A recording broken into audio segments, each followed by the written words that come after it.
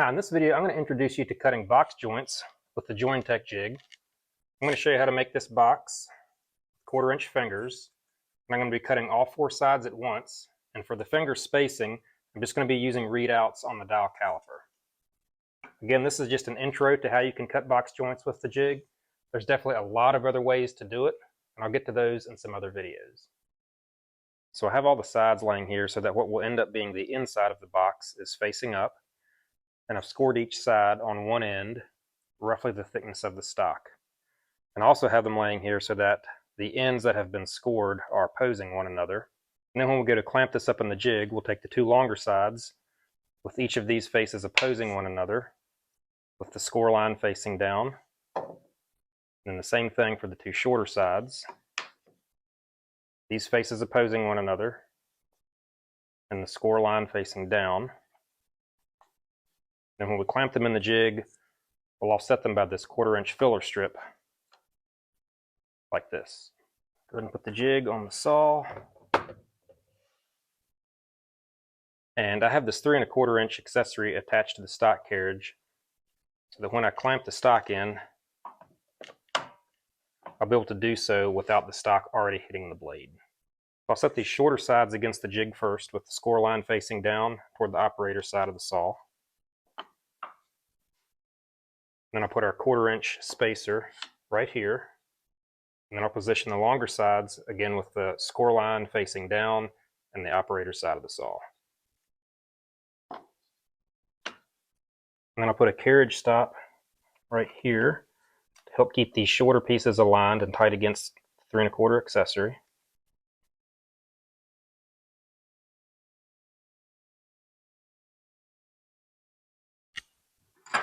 Then I'll use this lower slot to clamp everything tight.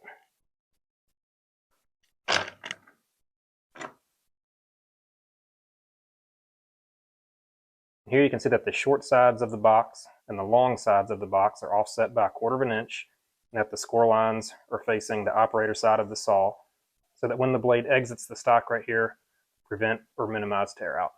Now I'm going to move the drawer sides a little further away from the blade.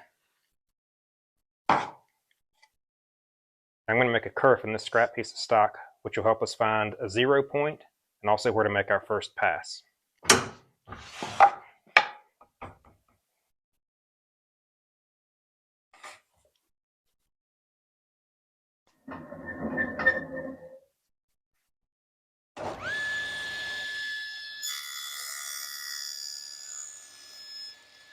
And now I'm going to leave the fence right where it is and remove what's left over right here.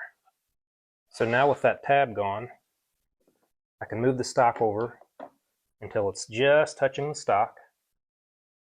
And since this is a 1/8 inch kerf blade, this is the exact point at where we'll be removing 1/8 of an inch. And now I'll just set the caliper to 1/8, since that's how much material we'd be removing on this pass. And we'll take a quick look at a schematic to know what readings we should get for each pass.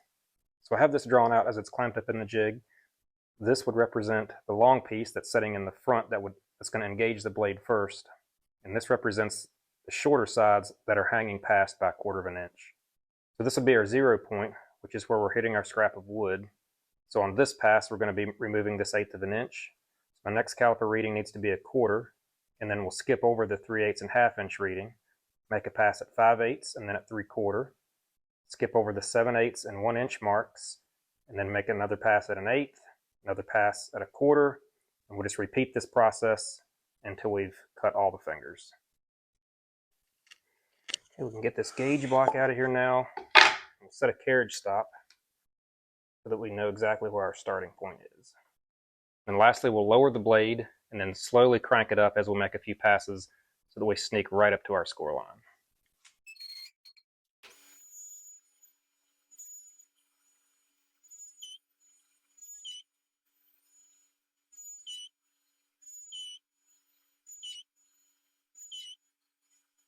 And looks like we'll go just a little higher.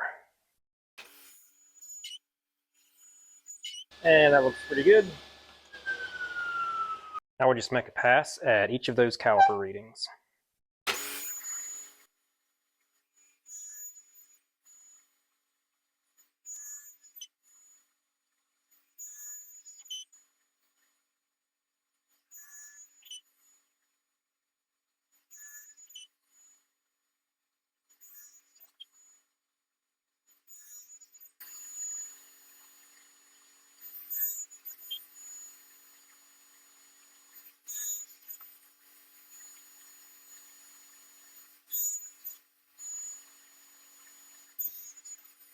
Now we can unclamp and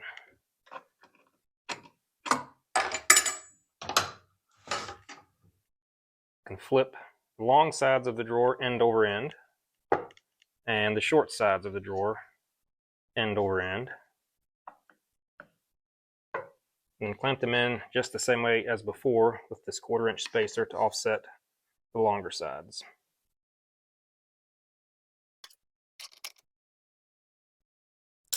Then we'll move back over against this carriage stop to our starting position.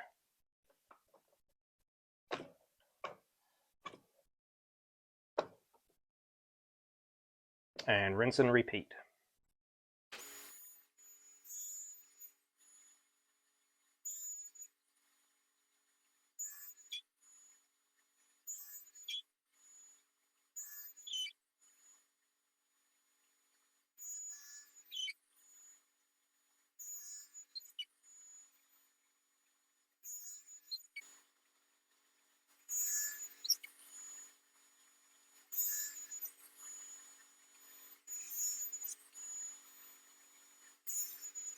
Okay, let's unclamp and see how we did.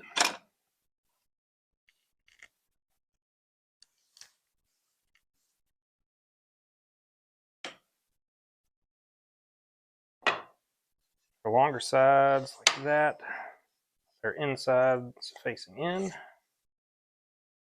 and so there.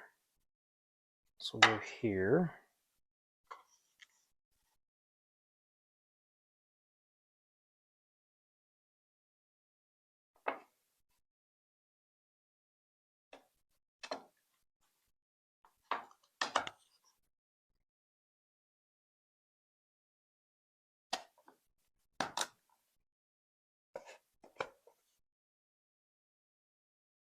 And looks like it turned out pretty good.